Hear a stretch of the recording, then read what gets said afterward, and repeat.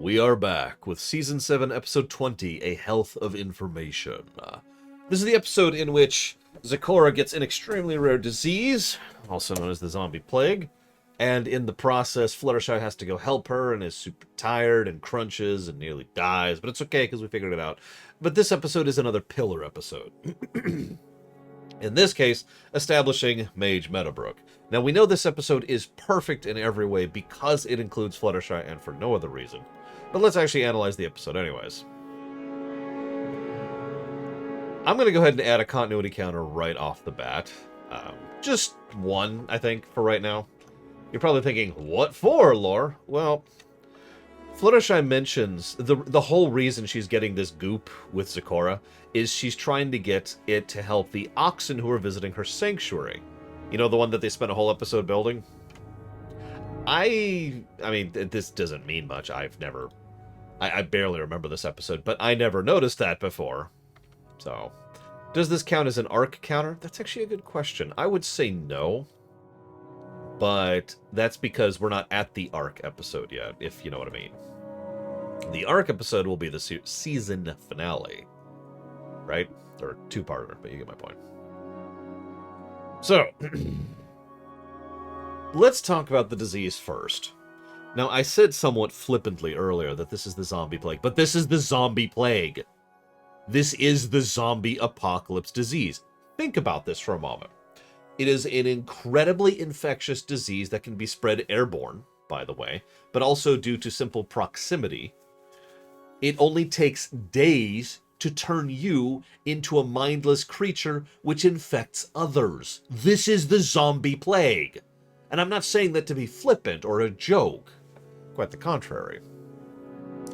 Now, I'm going to come back to that in a minute, but I want you to remember that because that helps to inform most of this episode.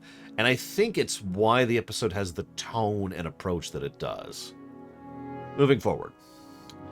So, let's see here. Oh, wow. The next thing I wrote down in my notes is even more discussion about the swamp fever. Let's move past that. So Fluttershy's like, I need to go and I need to get Twilight's help. Okay, cool. That makes sense. So she rushes off to go and gets Twilight's help. The reason I point this out is there's a tiny little detail in the animation, and I love pointing those out. You could see Fluttershy, she's like this big on my screen, and I've got the video up like this, and she's just running up to the castle there. I love the little animation tidbits. I love those little details. Just wanted to comment on that. So it turns out that they're having a baking contest between Twilight and Spike, between cauliflower bits or sweet potato muffins. Honestly, I'd probably go with the sweet potato muffins as well. We're now going to spend 30 minutes discussing the in-depth detail and lore behind sweet potato muffins and cauliflower bits. I'm kidding. Twilight falls asleep while searching through the books. We'd be better off if we got some sleep. Now, I should probably mention, in the interest of fairness, that Zecora is worse than dying, and they don't have a timeline. Like, they don't have an ETA. It's not...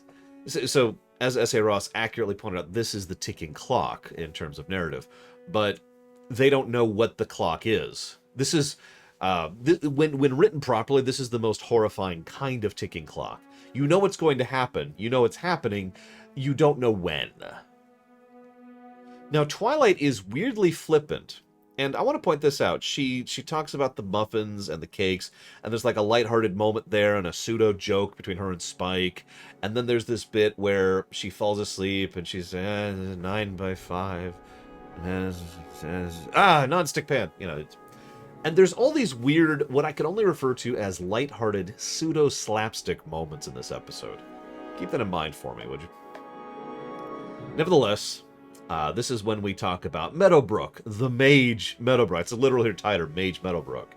I only point this out because, first of all, she was name dropped all the way back in the Our Town duology. I actually can't remember the name of those episodes. I was thinking it was the Our Town episodes. But that was the beginning of Season 5. So if you count all of Season 5, all of Season 6, and most of Season 7, that's almost 3 seasons ago that this character was name dropped. Now, Granted, yes, I know that Mage Meadowbrook is in the comics, and that's where they actually introduced the pillars, but I just wanted to point out how long it's been since they've decided to follow through on that particular thread. Mage Meadowbrook is also interesting, however, because she's an Earth pony. This is not me making fun. This makes perfect sense, for the same reason that Batman does, when he's written properly. Obviously, there's plenty of things where Batman is written terribly, but you get my point. The reason Batman can punch at the level of the Justice League is because of this, and his incredible wealth. But let's be honest, it's mostly this up here. So the idea of there being one of the pillars who is just an extremely skilled, intelligent, knows what works with what where kind of a person makes a lot of sense, and would be the perfect compatriot to a, I don't know, adventuring party of a bunch of very powerful ponies who are all coordinated together in some kind of pillars of something. I don't know. Yes, I'm saying Meadowbrook is the Batman of the group. I stand by that.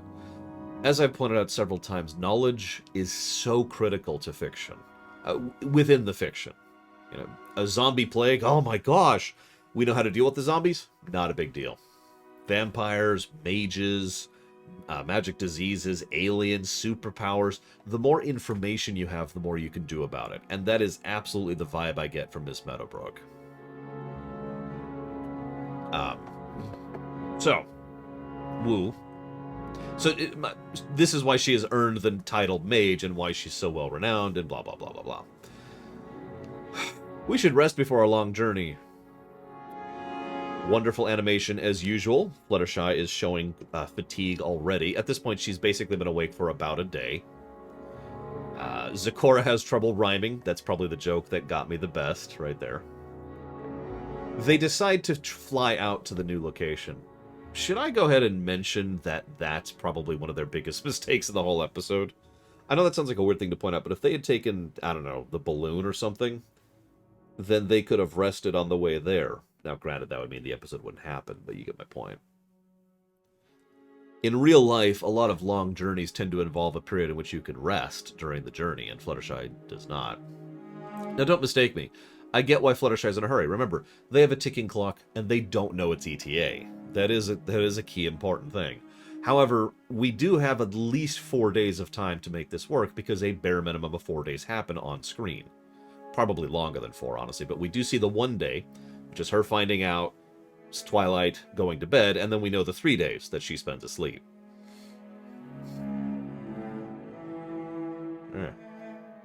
Yeah, coughing bubbles and sneezing lightning. That's also silly, and done so on purpose. I'm building to a point here, I swear. I don't know if I like the point, I'm just... this is almost assuredly what the episode was going for. Moving on. So, they go on their long journey. Now, I started keeping track of the mistakes Fluttershy makes. The first and most obvious mistake is the fact that she slams into a door rather than opening it in Zecora's house. She makes her second mistake when they get to Meadowbrook's house, and she fails to notice the handle on the door. This then leads to them seeing Cattail, who apparently likes to scare ponies and rock creepily in the dark. I like rocking creepily in the dark. Actually, real talk for a second. Oh yeah, she bumps midair. I forgot about that one, so that's 3 up to now. Back when my niece was still, 1 year old, she had trouble sleeping at night, as most very, very young babies do. And one of the things I would do is I would go down to my sister's rocking chair, and I would just sit there and hold her in the dark, none of the lights on, and I would just hold her and rock with her, actually this way, so she was up against my heart, and just help her get to sleep that way. Then I'd carry her back up to her bed when she was actually asleep. And you never carry a baby up as soon as they fall asleep. Don't do that, because they can drift right back out of it. You got to give it a little bit. You got to let them really fall into that.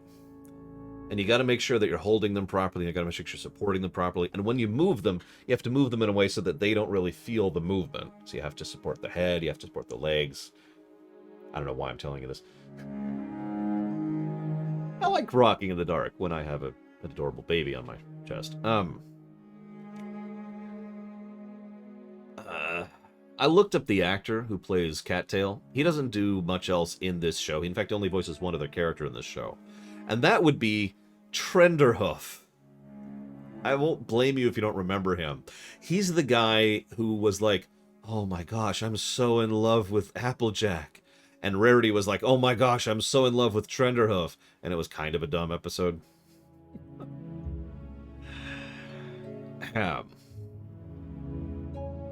Now, this is the exact moment which I realized what the episode was going for. I was keeping track of the jokes and the lighthearted tone because I was kind of confused by it, until I hit the moment at which Twilight makes her fourth joke of the episode. Just her. She's specifically at the point where she's reading the diary, and it's about, you know, there's this one thing, and there's this other pony who dropped a frog down my thing. I kind of want to see where this goes. And I'm like, why is this episode so lighthearted? Oh, that's why. This is a zombie plague episode. That's why it's so lighthearted. We've actually seen MLP pull this trick before, and I've seen this in a few other works that are more aimed towards kids. When they try to touch on a topic that is actually scary, or do something that's, you know, monsters or whatever, they try to lighten it up with jokes so that even though it's happening on screen, if you think about it, is terrifying, it's presented in a completely candy-coated kind of a way. Which ironically tends to mean, if it's done properly, that the kids are like, ha ha ha, and the adults are like, oh my god. Some of us call that the Pixar effect. But either way, that's, I guarantee you with total certainty, that is what's going on with this episode, because this is a comedy episode. It is.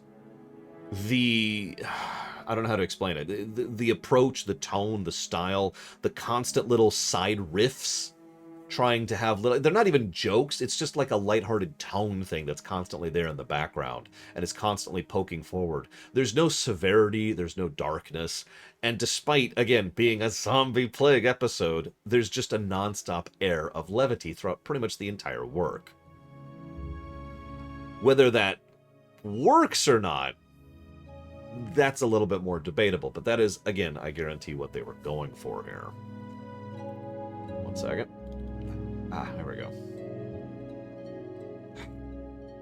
So,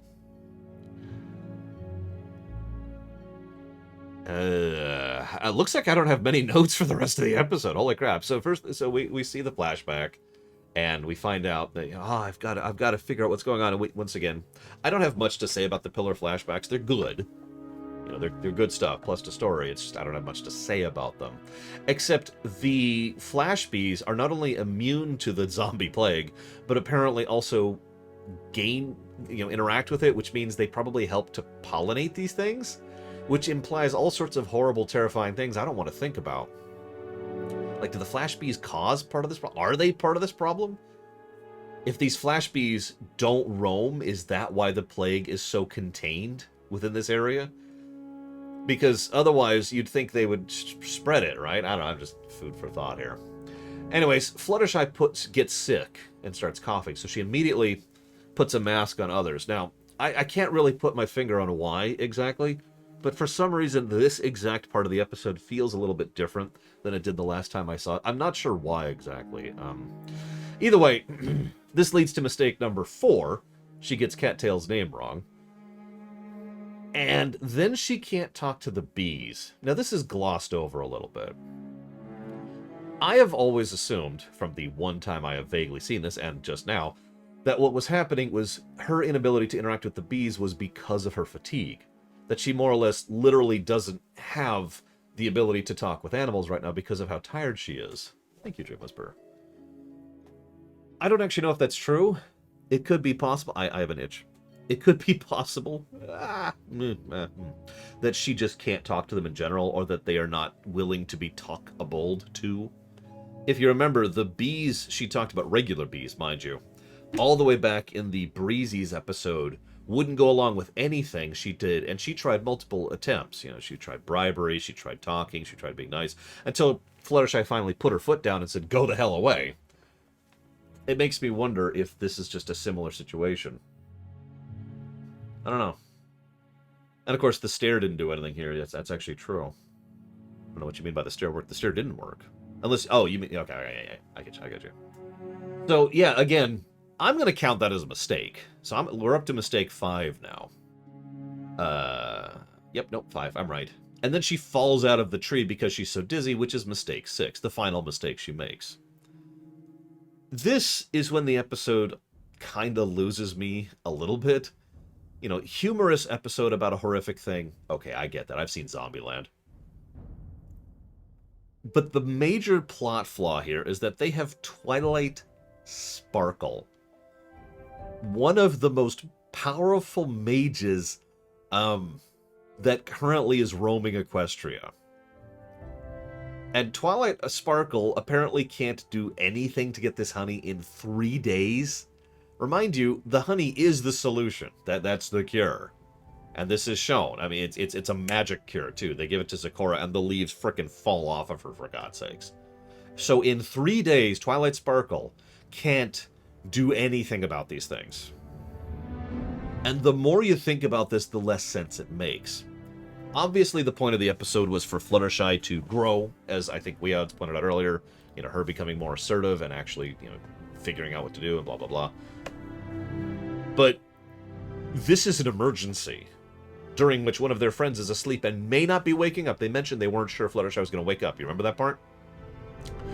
And that's Twilight, who has the ability to defeat the bees if she has to. And again, this is an emergency. I'm saying this, I'm talking this out so slowly, forgive me, because I want to make this point clear. I'm not in favor of just walking up and taking someone's stuff, unless it's taking someone's stuff to save someone's life, someone's lives. And it's not like we're killing the bees, although we could kill the bees if she had to, right? Yeah, I see several of you get my point here. You can't tell me Twilight can't defeat the bees. For that matter, you can't tell me Twilight can't literally just reach in, telekinetically grab the honey, and literally pull it out. And yeah, someone in chat said, S.A. Ross said this, if this wasn't Twilight, I wouldn't have this complaint. This is pretty much, this is because plot in a nutshell. We need Fluttershy to be the one to figure this out and save the day, because this is a Fluttershy episode. But they sent Twilight with her, which was a terrible idea. You could have sent basically any other pony except for Starlight, who, this would be even worse if it was Starlight, because Starlight does have the kind of personality where she would just take the honey. So you could have sent any other pony of the main 6, and this wouldn't have bothered me. But you sent the powerhouse. Yeah, send Spike, for God's sakes. And they wave it away. They give a non-explanation. We tried magic. Okay. What did you try? Actually, she specifically says she tried magic to calm the bees down. Okay. Did you try magic to get the honey?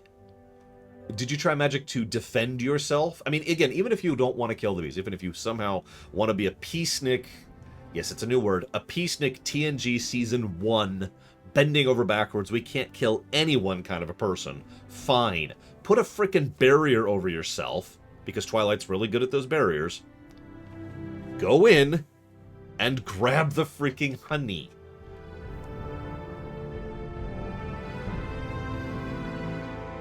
But yeah, no, because plot, a peacemonger, I like that. Because plot, we had to have the mask be the answer, and Fluttershy had to figure it out, and blah, blah, blah.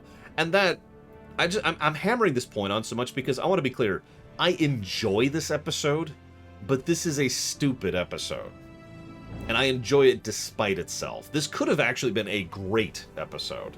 And it wouldn't even require that many changes to be great. And that's my point. So, for 3 days, let's get to the main point of the episode, self-care. I will give the episode absolute credits on this. This is not only a good point, an Aesop, this is something that really needs to be addressed. This is the kind of thing that more people need to think about in their day-to-day lives, as well as professionally, as well as we as a freaking species. There's literal hard evidence that the longer and harder you work on something, the worse it happens. There's a reason why when I'm doing these 12-hour death days, I actually regularly get up and stretch, regularly pause to go eat, and take a nap in the middle of the day. Because if I just sat here and worked for a 12-hour stretch without interruption, the work I would be putting out would be garbage. Right? Now, I don't recommend other people do what I do, because what I do still absolutely strains the hell out of me. But my point is, self-care is effectively mandatory. This is one of the reasons why I'm so against crunching as a concept. Because crunching is because crunching is pretty much the opposite of actually getting something accomplished. Again, there is hard evidence that someone who works a 4-hour shift will be more productive than someone who works an 8-hour shift in most, not in all fields, obviously, but in most fields. I already answered you, Larry. Also, I'm busy. I got work to do. Yes, this is why, even if we just keep this within the confines of something like video game development, this is why I'm usually in favor when a game gets delayed. Just as like the default state. Good. Take more time with it. Don't burn yourself out making it. Do it proper like, you know? Why do you think I sit on Discord while I'm working on the theater like I've been doing for the last week? It's because I occasionally need to mentally break, and so I just pop over and chat with people as a way to mentally degauze for a minute before I get right back to work. But let's go ahead and pull another fictional example in here, because I've literally talked about this recently in Discord. Hey, tied it all together. Battlestar Galactica 33. Now, I bring this up because crunching is one thing, and that's about the quality of work you put out. But fatigue is basically that magnified. We as beings get so much less capable of functioning when we are truly fatigued, when we go without sleep, in short. And I mention this because the self-care Aesop that is the main thrust of this episode actually has those two spokes to it. One is, you know, don't crunch, but the other is fatigue. You need to rest. You have to rest, otherwise you stop working correctly. That's why I was pointing out each mistake she made, the 6 mistakes throughout the episode. Each one of those was because she was tired. Nothing else, just because she was tired, and the episode makes that very clear. Now, I'm sorry, for those of you not aware of the episode 33, it's I don't know how to summarize it. Let's hit the main point of the episode. There's a fleet of people fleeing a fleet of aggressors. They have no time to rest. Things start to go badly because they have no time to rest. It's a great examination of the concept, and it's something that Voyager almost did, which is why it came up in Discord recently. That close. That close. Damn you, Voyager. Point being, that level of fatigue prevents your ability to function. And I can speak to that for personal experience. Allow me to share a quick anecdote here. I've mentioned before that I once went a week without sleep. That's not a pride thing or a bragging thing. That was me having a complete nervous breakdown. That was right after college. And right before I was homeless, actually. It was the first time it was the Chrono Trigger week. It was the first time I moved out. And that was just, oh. But that's not the only time I went a week without sleep. There was one other time. And it was when I was deathly ill, right before my sister moved me out to move in with her, to rescue me. Let's just go ahead and say that as bluntly as we can. Because I was not doing well health-wise, and that was right before I needed the life-saving surgery, which some of you are probably aware of. The reason I bring that up is that week, when I was getting packed and ready to move, I didn't sleep. I couldn't sleep. Even when Sis showed up, she was like, hey, I got the U-Haul. And, we rented a hotel for free because she was working at whatever the hotel chain was called. So she got a comped room. See, I can't even talk right now. I couldn't sleep. I was incapable. For reasons I'm not going to go into right now. But the pain was a big measure because, remember, this is when I was in horrific pain and couldn't even move without, pain. So we make the trip, journey out there, get out there, finally make it, and I have nothing set up. The U-Haul is just sitting out there with everything in it. I haven't unloaded anything from the U-Haul, okay? I go into my sister's home, and she plops me down on the guest bed, which is this tiny little singlet, which literally doesn't even fit me. Like, my legs are dangling over the edge. In broad daylight, and I can't sleep with light on. Without a body pillow, which I can't sleep without a body pillow. And without proper blankets, because she just didn't have the blankets to give me. And despite all of these factors, which normally would prevent me from being able to sleep, I was so fatigued that I passed out for 18 hours. That was probably one of the most disorienting things I've ever been through, because when I woke up, not only was it nighttime, but I was in a very strange place that I didn't recognize, just kind of...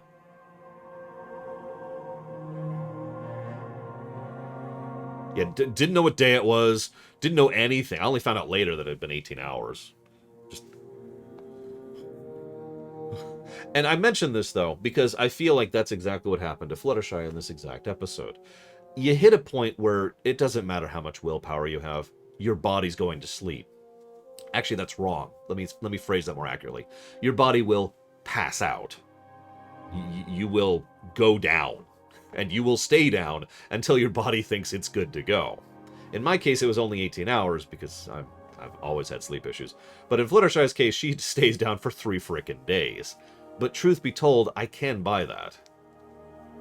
You know, in a rare circumstance, the person, you know, goes down and comes up after the quote-unquote coma. Makes sense, because again, not only have I literally experienced that myself, but because she's been pushing herself very hard for, again, at the very minimum, a day and a half at this point, completely without sleep. So, she passes out. Then she gets up, she figures out to use the mask, immediately, by the way. Yeah, I know, right, Ross? Let's leave the Twilight thing alone. We've already made that point clear. She figures out the mask immediately. Uses it, gets the honey. Bzz, bzz, bzz, bzz. That was cute. That actually was cute. That got a laugh out of me. They go help Zecora. Everything's cool. And then the episode ends on a wah-wah. Now, if I needed to make my point about how this episode was a comedy episode about a horrifying topic, I want you to imagine for a moment someone comes in and they're slowly degenerating into a zombie. And they're already shambling. And he comes in and he says, in like a sitcom-esque kind of a way, "Man, I hope you got that cure for the zombie virus." Brains. Because that's effectively what happens here. Also, that is straight up a wah-wah. So we're going to go ahead and add that to the wah-wah counter. One of our only wah-wahs in Season 7, I believe. I'm pleased with how small that number is, by the way. 57 in 7 seasons is not terrible. That's true, Mr. Red. There is a difference between physical exhaustion and mental exhaustion. Those are distinct differences.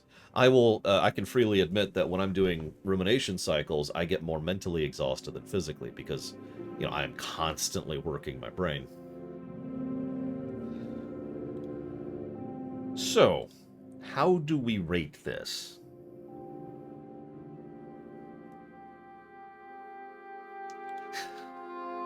Now, I will admit, I do think there are several good elements. The presentation is good. The episode legitimately makes me laugh several times. You know, there's a lot of nice jokes. The lighthearted part of the episode is actually quite good, I think. The horrific part of the episode is not given the time or showcasing it really needs, in my opinion. Most of the horrifying aspects of it come from us thinking about what they show. Now, they do show it. I will give the episode credit. Swamp Fever is terrifying. A little too terrifying, actually. It's a little bit strange how this hasn't been an epidemic before. Yeah, Cattail was fun and well-voiced. Zecora was Zecora. She's always awesome. Fluttershy was pretty good. Twilight was awful.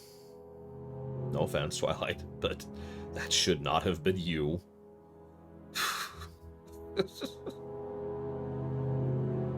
I have to... Yeah, Spike was Spike. You know, they got to poke in a couple times. He was good.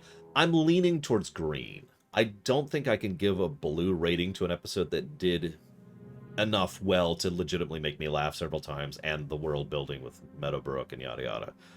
But there, as Larian quite accurately points out, there is a lot of because plot in this episode. Not just in the nature of... If I could use a parallel really quick. The crystalline entity. Now, some of you know what that means, and you're probably nodding along with me, or vociferously shaking your head against me. But for those of you who don't know what that means, there's an entity over in Star Trek The Next Generation called the Crystalline Entity, and it is an eldritch abomination. As described, as presented, this is a horrifying, miles-wide entity that can move at warp speed, shows up over planets, and eats them. All life, down to the bacterial level, consumed. This thing is an eldritch abomination. And yet, there's no... It has no impact. There's no significance to it. There's no... It doesn't mean much. It's almost as though it doesn't exist except when the author wants it to exist. And that, to answer Lord Harriman's question, is because plot. This is a different aspect of because plot, and it really boils down to bad world building, something Star Trek had a lot of problems with. This is the exact same problem with the threat of the week. To talk about that, if the threat of the week in Star Trek shows up and absolutely just curb stomps the Enterprise or Voyager or whatever, why aren't they a bigger threat? Because nobody thought about the world building. Nobody thought about what the significance would be of introducing this into your setting. Instead, they introduce this into your episode and then forget about it as soon as the credits roll, right? It's the same thing with Swamp Fever. This should be a game changer, as zombie plagues usually are. Instead, this is this one little thing, so that's an episode, threat of the week, and that's basically it. Does that make sense? This is actually very common in fiction, especially televised fiction, and I can tell you why it happens. It happens because the writers want there to be a threat. They want the readers or viewers, readers, pay attention to that, guys. They want the viewers to be terrified, right? They want the viewers to be like, oh my gosh, this is such a danger. How could we possibly deal with this? And they want them to feel that threat. And so they make stuff too threatening. And they make stuff too dangerous and too terrifying to the point where it actually stops making sense. And that's why I always go to the Crystalline Entity for that, because that should be a game changer, and it's not.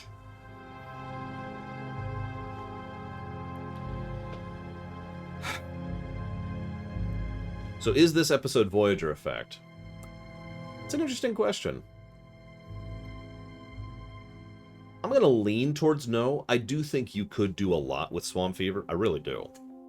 Frankly, I think you could literally do an entire season-long arc about Swamp Fever. That's not a joke.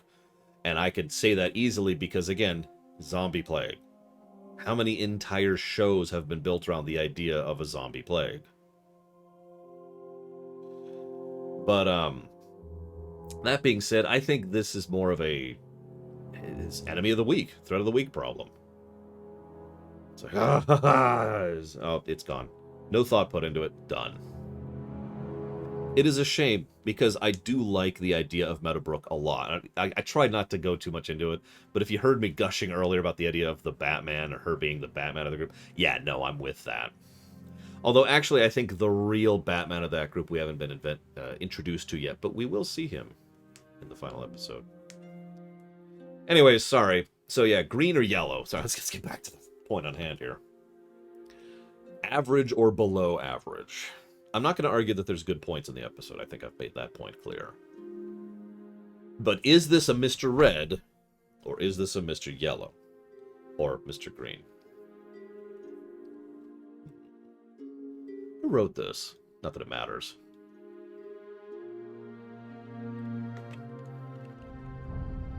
I know this would require forethought and planning, but honestly, if I was going to do yeah, these people have done Flurry of Emotions, and that's it.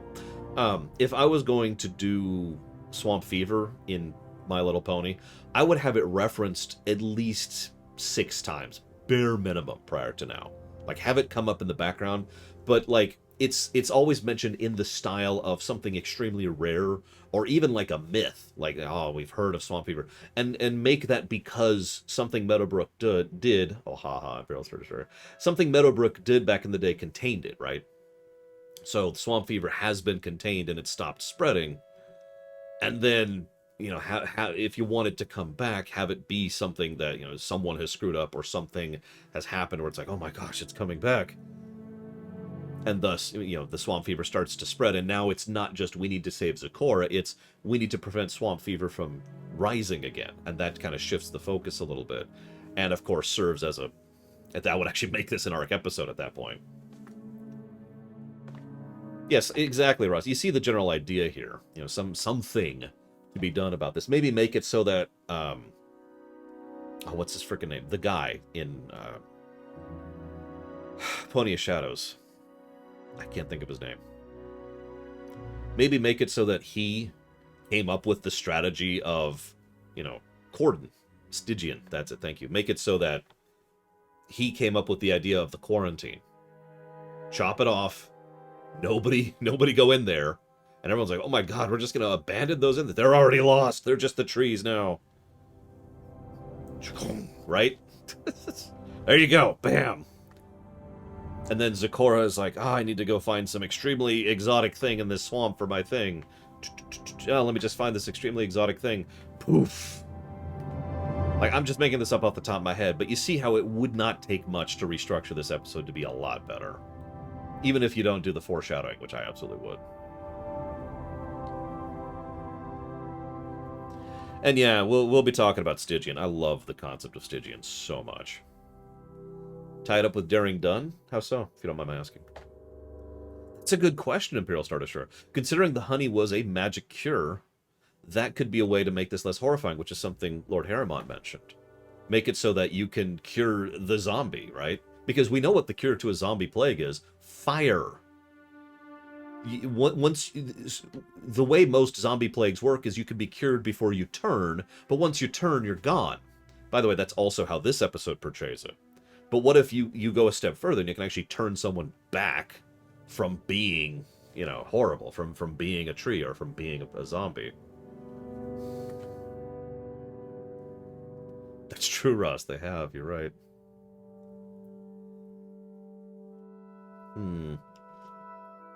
Oh gosh, that's a terrifying idea, Larian. That's straight out of Uncharted, too, if I'm remembering correctly.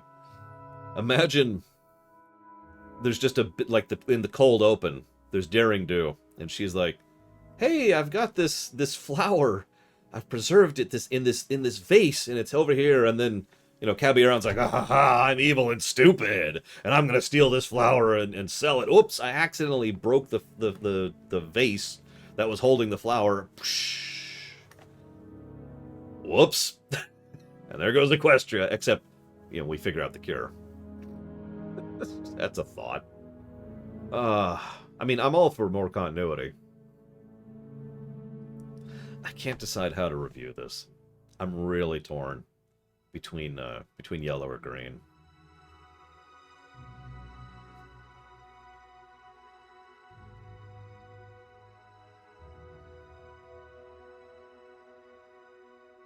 I could just coin it because I'm pretty even on my debates here.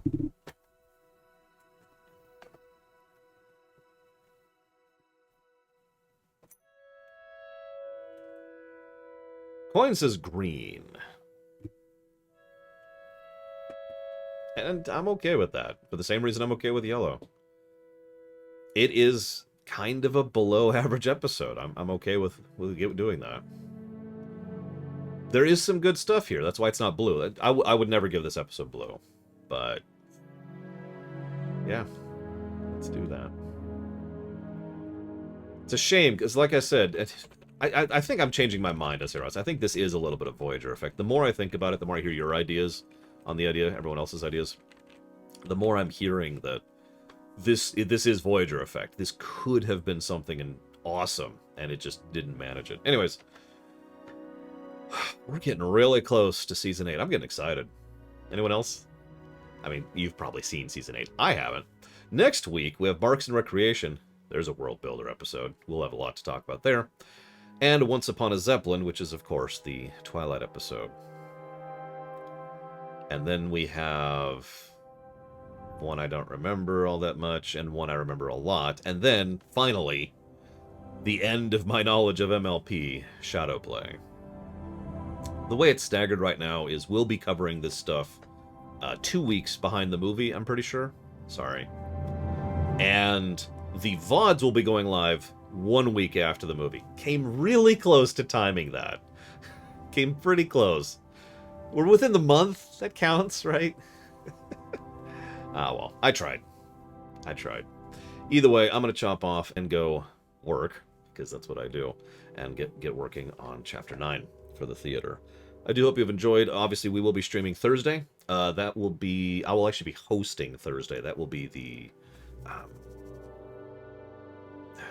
Underdark campaign, that third one. I can't even think of the name of it.